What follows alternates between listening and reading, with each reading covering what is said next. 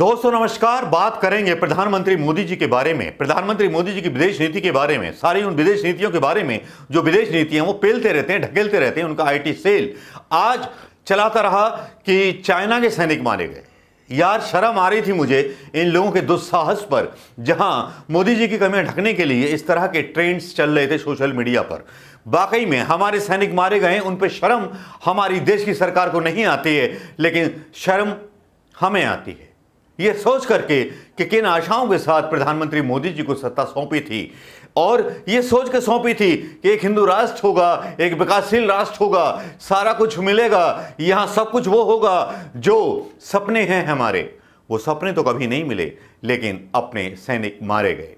यहां झूठी खबरें दीपक चौरसिया के चैनल पर, गोदी मीडिया के चैनल पर आती रहीं कि हमने चाइना का बहुत नुकसान किया है। मैंने इसकी पीछे भी एक वीडियो डाला था, वो पीछे से आवाज वॉकओवर करके डाला था, लेकिन असली बात यह है, अब मैं आंखों में आंखें मिलाकर के वो बात करना चाहता हूं चीन के बारे में।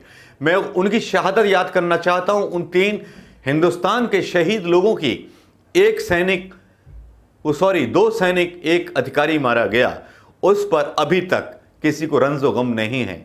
जबकि अब तक अगर अमेरिका का एक सैनिक मर गया होता तो चाइना की फाड़ दी होती पिछवाड़े से, लेकिन यहां पिछवाड़े की फाड़ने की नहीं पड़ी है, अपना पिछवाड़ा बचाने की पड़ी हुई है। अपना पिछवाड़ा बचाओ और गोदी मीडिया से यह कहलवाओ कि 15 सैनिक आपने चीन के मार दिए और बैलेंस कर दो हर चीज को। क्या यही विदेश नीति है भारतीय जनता पार्टी की? क्या यही विदेश नीति है राजनाथ सिंह की कि चाइना में भी लोग मारे जाएं, नेपाल में भी अपने लोग 150 से ज्यादा गिरफ्तार करके ले लिए जाएं और उनको मारा पीटा जाए, उनको बोला जाए, बयान दिलवाया जाए नेपाल की पुलिस के द्वारा? क्या यही रह गया है? सारे रिपोर्टिंग्स कह रही है मीडिया कि सारे पड़ोसी देश जो हैं भारत के खिलाफ हो गए, चाइना के साथ मिल गए।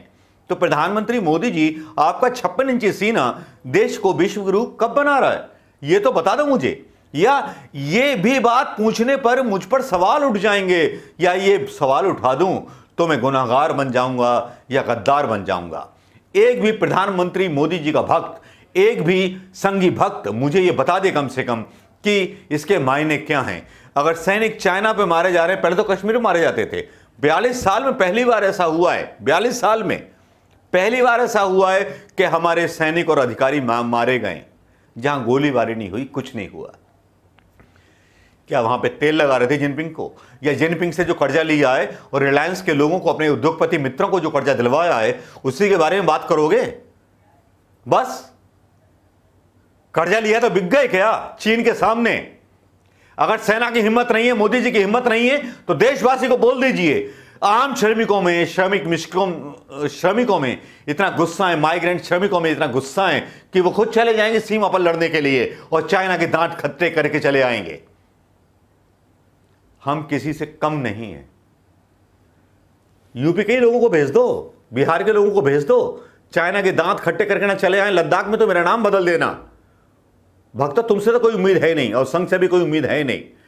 तुम क्या करोगे? तुम तो आम सम्मान के साथ खेलते हो, ऐसे प्रधानमंत्री का साथ देते हो जो चोरों की तरह अपना 56 इंची सेना ब्लाउज में छुपा के रहता है। पता नहीं ब्लाउज इस तरह की बनती है कि नहीं बनती है, मुझे नहीं पता, लेकिन आज गुस्सा और आक्रोशित हूं तो हूं, और जवाब तो मांगूंगा। जवाब उस सरकार से मांगूंगा जिसको वोट दिया था, जवाब उस सरकार से मांगूंगा जिसको मैंने विकास के नाम पर वोट दिया था, जवाब उस सरकार से मांगूंगा जिसको मैंने बेरोजगारी के मुद्दे पर वोट दिया था।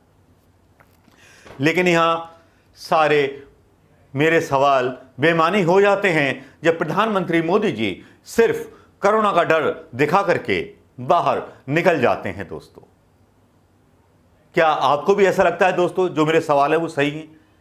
अगर गलत हैं तो मुझे गालियां दीजिएगा कमेंट में, और सही हैं तो मेरा हौसला बढ़ाइएगा। दोस्तों नमस्कार, जय हिंद दोस्तों।